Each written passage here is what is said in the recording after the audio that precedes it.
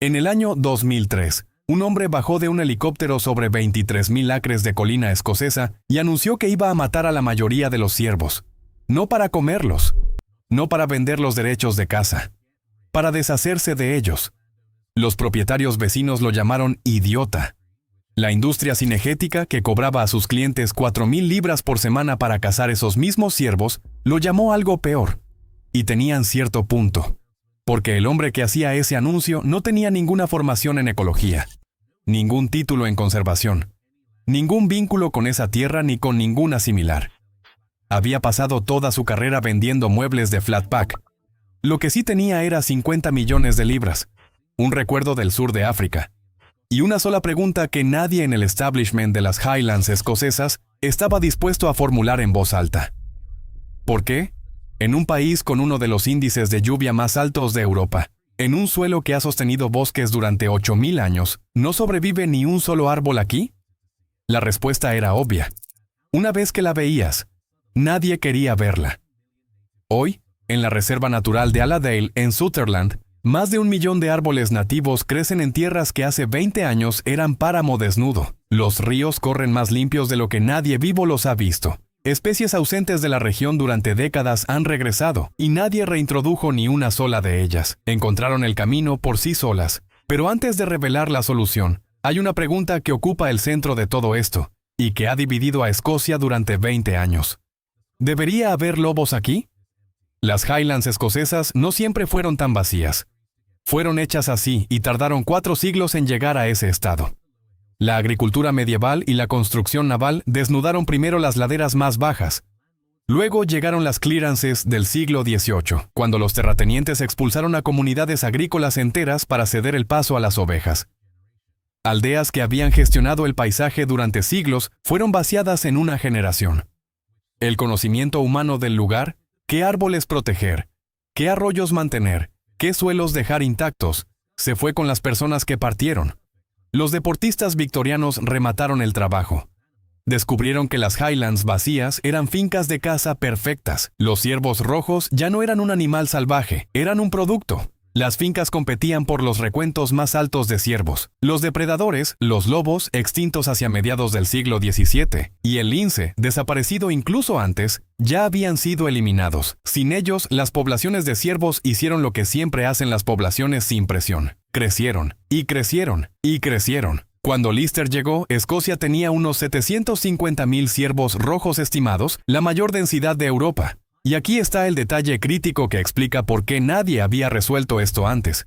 Las altas densidades de ciervos no eran un problema para los propietarios de la tierra. Eran el modelo de negocio. Una finca con 2.000 ciervos valía más para un cliente de caza mayor que una finca con 200. Cada incentivo económico apuntaba hacia más ciervos.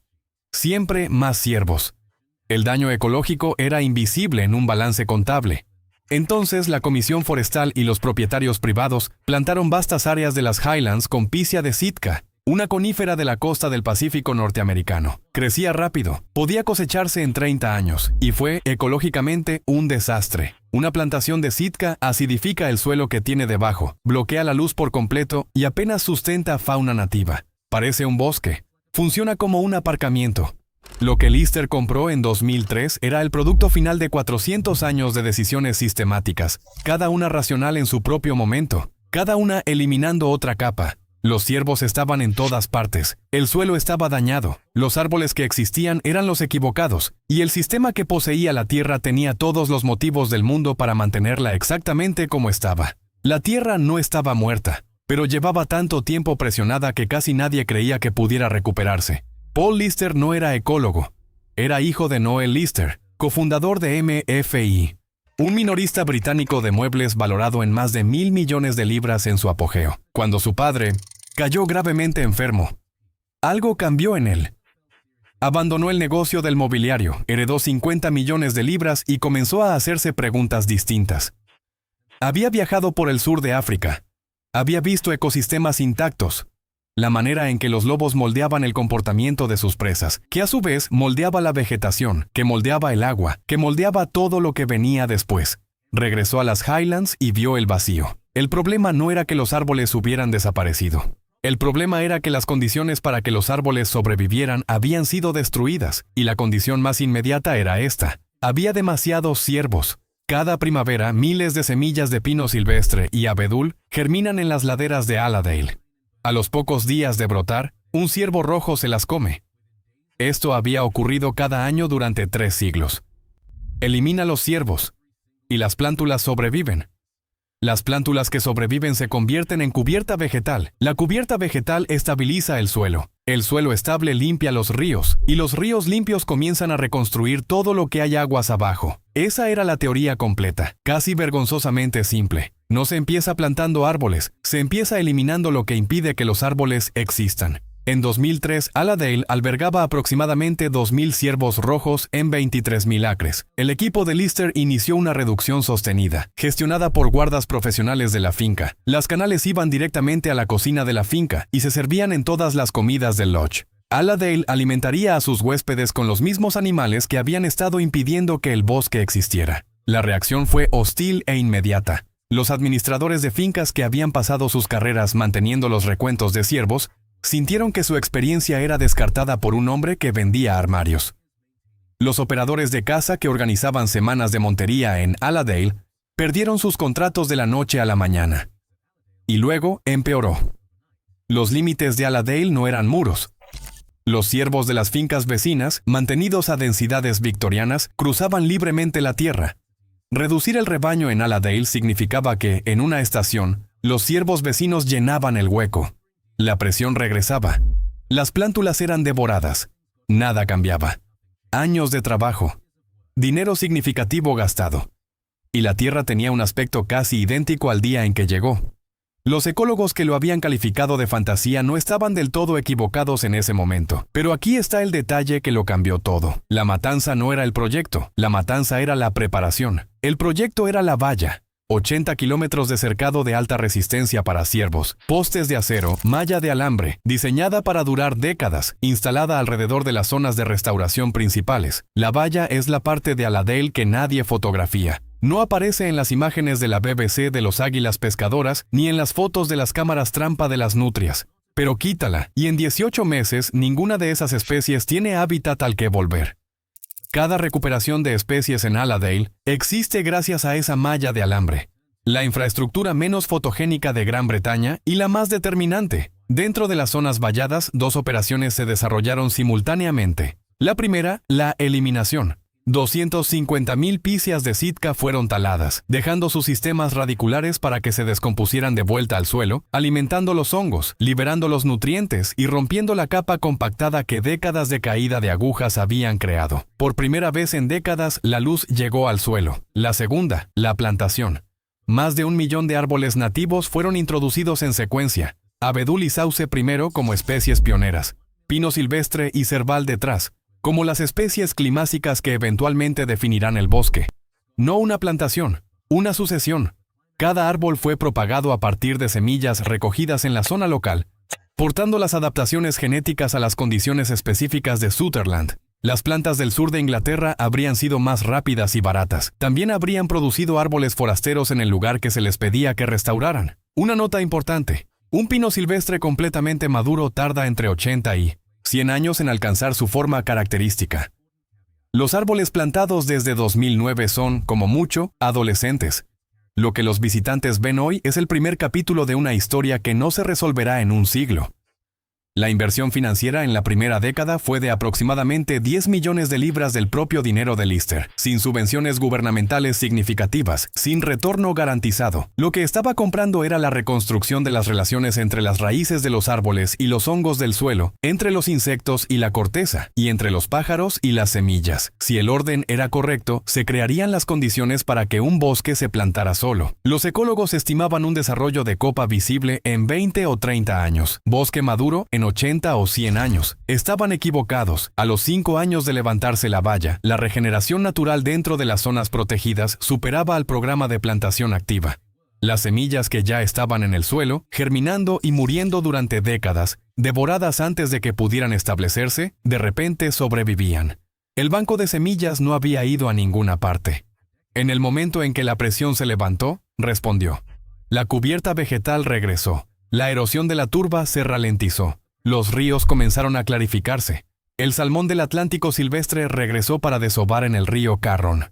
Una recuperación apoyada tanto por la plantación de árboles riparios como por el propio programa de conservación de larga duración del Carron. La mejora en la calidad del agua, a medida que la cobertura arbórea ribereña se expandía, casi con certeza contribuyó a condiciones más favorables para los peces. Los censos de aves en la finca documentaron especies no registradas en la región en la memoria viva. Los piquituertos aparecieron alimentándose de piñas. Las águilas pescadoras comenzaron a anidar. El gallo lira regresó al borde del bosque. Se han registrado martas en la finca, aunque los avistamientos siguen siendo poco frecuentes. El bosque aún es joven y su establecimiento en Allendale es un proceso en curso más que algo completado. Las nutrias extendieron su rango a lo largo de los ríos en recuperación. Las ardillas rojas, reintroducidas con el apoyo de Trees for Life, comenzaron a usar el nuevo bosque. La química del suelo cambió. El pH, empujado hacia la acidez por décadas de caída de agujas de Sitka, comenzó a recuperarse. Los hongos micorrízicos, las redes subterráneas que conectan los sistemas radiculares de los árboles, comenzaron a restablecerse en suelos que habían estado funcionalmente muertos para el crecimiento arbóreo.